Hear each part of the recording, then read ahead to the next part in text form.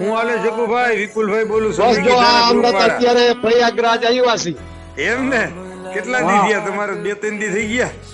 હા અમે અહીંયા 23 તારીખે રાતે 12 વાગે ઉતર્યા. 23 તારીખે બરાબર. હા હા સમજાઈ ગયું. તો આજ 2 દી થયા ને 23 24. હા સમજાઈ ગયું. શું છે ત્યાં વ્યવસ્થા ને કેવી બધું છે? આ એ ફર્સ્ટ ક્લાસ વ્યવસ્થા છે. માણસો ખોટા વિપુલભાઈ ગભરાય છે એવું છે? ભલે આ તો સાધુ સંતનો મેળો છે બરોબર. હા બરાબર છે. હા હા ક્યાંય અગવડ નથી પણ છતાંય આપણી અગર એક ઓઢવાની સાઈલ સારા મળી હોય ને બરાબર એટલે ગમે આ સાધુ સંતની કથાયું લાગે ચાલે બરોબર. બરાબર તો એના પંડાલમાં સાઈલ ઓઢીને હુઈ જવાનું, સવારે પાછું આપણે હાલતું થઈ જવાનું.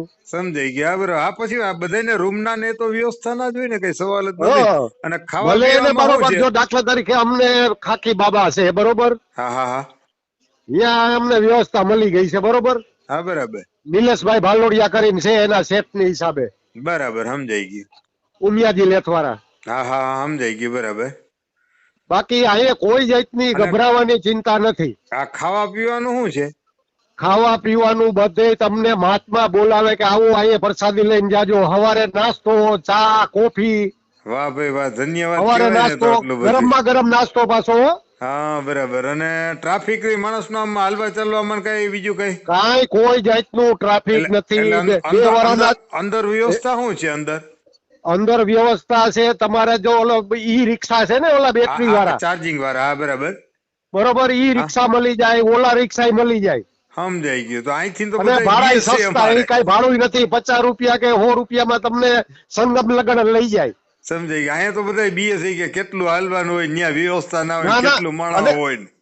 અને ભાઈ વિપુલભાઈ બિલકુલ ટાઈટ નથી એમ જરા કઈ. આપણે જામજોધપુર જેવી ટાઈટ બિલકુલ છે નહીં. સમજાઈ ગયા. હા બરાબર. હા હા હા.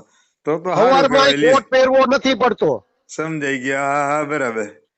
અને ગમે ત્યાં તમે અખાડામાં જાઓ, ઈ સાધુ સંતના દર્શન કરો, બધાયના બધાય આવકારે જ છે કે આવો પ્રસાદી લઈને જાજો.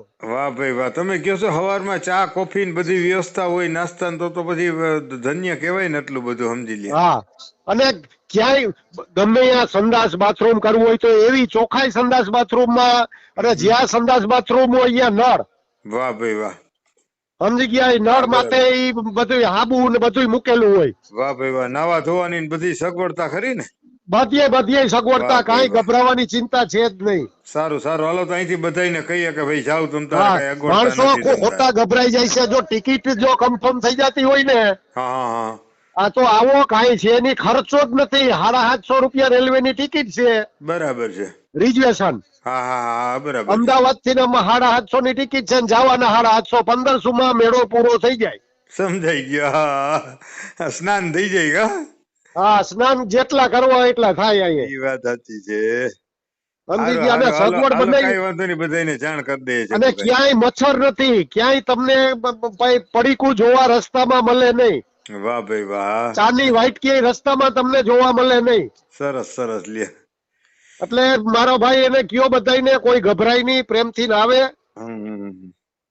લાભ ચોક્કસ લ્યો એને કઈ. ચોક્કસ ચોક્કસ. હાલો બધાને જાણ કરીએ. કઈ વાંધો ભલે નથી. ભલે બધાયને જય શ્રી કૃષ્ણ. જય શ્રી કૃષ્ણ જગુભાઈ. ભલે જય પ્રયાગ. જય પ્રયાગરાજ. ભલે ભલે.